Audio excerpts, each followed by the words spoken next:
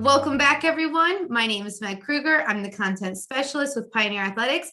And today, for the first time ever, you are joining us from our official Groundskeeper Chat studio. So over the last year, you guys have seen the inside of my son's nursery, my kitchen, my attic space, but we are officially back in the office here at our studio. So I'm excited to welcome our first guest, Zach Dodenhoff. He is the athletic field supervisor for LMU. And today we're going to be talking infield maintenance for baseball fields. So Zach, I'm going to let you take it away right off the bat. Give us a little intro about yourself, and then we'll start rattling off some of these questions. Sure. My name's Zach Dodenhoff, and I work at Loyola Marymount University here in Los Angeles. I've been out here for about 8 years, originally from Ohio, graduated from Ohio State with a turf management degree, have background in research, golf course maintenance, and now sports turf. So here I am.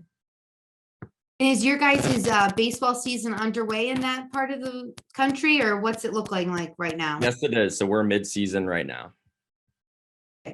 And could you just to get things started here, could you kind of walk us through maybe some of your routine or your day-to-day maintenance practices when pertaining to the infield?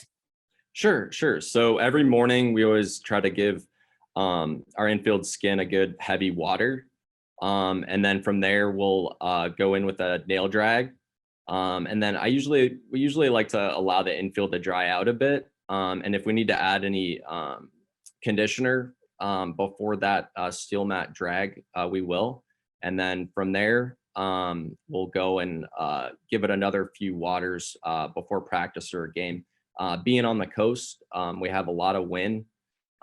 So our infield tends to dry out a little quicker than most. So we definitely try to stay on top of our moisture management. Definitely. And is that something that, mid-game, are you ever going out there and adding more moisture to the infield to kind of combat that regional circumstance? Normally we don't. We'll water again like just before the game. But like I said before, we usually try to give it a good heavy water in that morning, and that usually helps sustain throughout either practice or a game. So. And, I know whenever I go to the ball field, like my eyes are first drawn to the grass and how green it is. And then definitely just, the perfection of the infield, you see the smoothness, whether they dragged a pattern in it, what have you. Is there anything you guys do right before game time or before the teams take the field to just kind of, give that wow factor to the infield? We'll hand drag around the edges before we do our final drag. We always make sure, obviously, that our infield conditioner is nice and uniform to help hold in that moisture and also give that smooth transition from the infield to the grass. So, by game time or before practice, usually we don't have to really do any touch-ups. We're ready to go. So, yeah. And so you've touched kind of on the daily practices or what game days might look like. Is there anything you're doing on a routine basis to just kind of make sure that it's safe and playable for players? Yeah, so if they're away or if they're off, and let's just say our baselines have been really beat up, we'll go in and we'll remove the infield conditioner from the clay, and then we'll lightly till the material. And then if we need to add any moist material in any kind of low areas, we will. And then we'll go in and rake it out or drag it. And then I'm a huge advocate of rolling. So our first pass will usually be with like tires or like a tamp.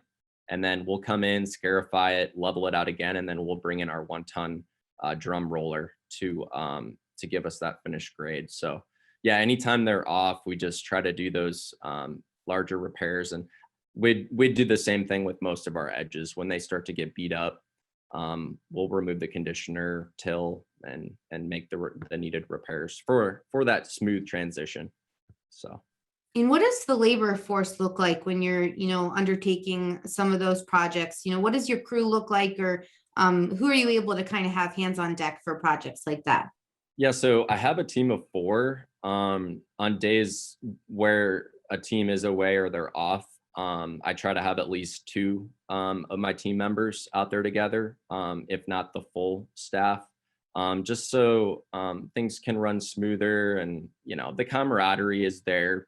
Individuals are more motivated when they're working together. So I mean, more the merrier. So yeah, teamwork I makes the dream work.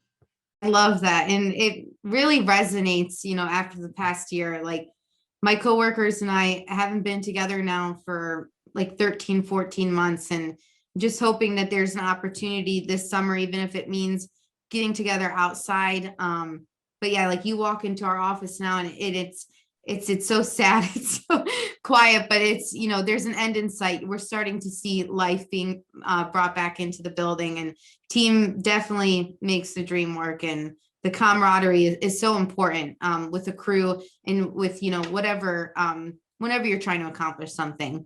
So Yeah. I love that you touched on that. So, day-to-day routine, what are some things that you guys are looking to do annually, whether that's, reconstruction of any sort, or something that might be taken care of at the start of the season, or maybe following the season to kind of put the field to bed? Yeah, so we have our major maintenance for our infield skin every either December or January out here. So we try to, that's when we'll do all of our laser leveling. We'll redo the mound, home plate, baselines, but we'll strip off all the infield conditioner. I have a vendor come in with a machine called a blechivator, and so he'll run that machine. It basically allows the material to be mixed and finely graded down to about 3 or 4 inches before we bring in our laser level specialist. So that just helps us get that even surface, and then from there we'll go and water roll water. I mean, water is the number one component of keeping that surface firm and smooth. So yeah, laser leveling is done every year during that time for us. So. And what does that look like budget wise for you guys? Is that something that, you work into the budget every year, or is that a big ticket item that, you have to justify every season? I don't really think you can put a price tag on safety. So it's always been a major component for us here at LMU. And so, yeah, since I've been here, we've always done it. It's important. And so, yeah, we make it happen. And as far as, really getting the coaches or the admin to buy into things like that, do you have any, tips that you can share when it really does come down to safety? Even though it might be a big ticket item, just really making sure that the stress is on safety and playability. Yeah, I mean, you can just relate it to them, how the field's going to play. If your, shortstop gets a bad hop and it hits his eye and he's, missing the season due to an injury, I mean, what's that cost the university if originally they were going to make the playoffs, but now they're not even a contender? So I think basically, guaranteeing that our student athletes are safe and on the best surface that we can provide is key. So just stressing, safety and giving them examples of why we're doing it. And a lot of the time just having them out there while, during the process is kind of key, so they understand what and why we're doing it. So. Yeah, that's a great point. Just, getting them involved in the process so that they can really conceptualize the beginning to end. That's a great tip. So to kind of go further with your best practices, can you tell us a little bit about, conditioners or quick dry products that you might be employing in the management of your field? Yeah, so we try to use the most consistent particles in that regard. In the past, we've used materials that tend to have like a finer grade to them, and it creates some inconsistencies. So any particle that is just consistent, that's harder, that doesn't break down as quick, you don't have to make as many applications. So we work, thoroughly in trying different new products.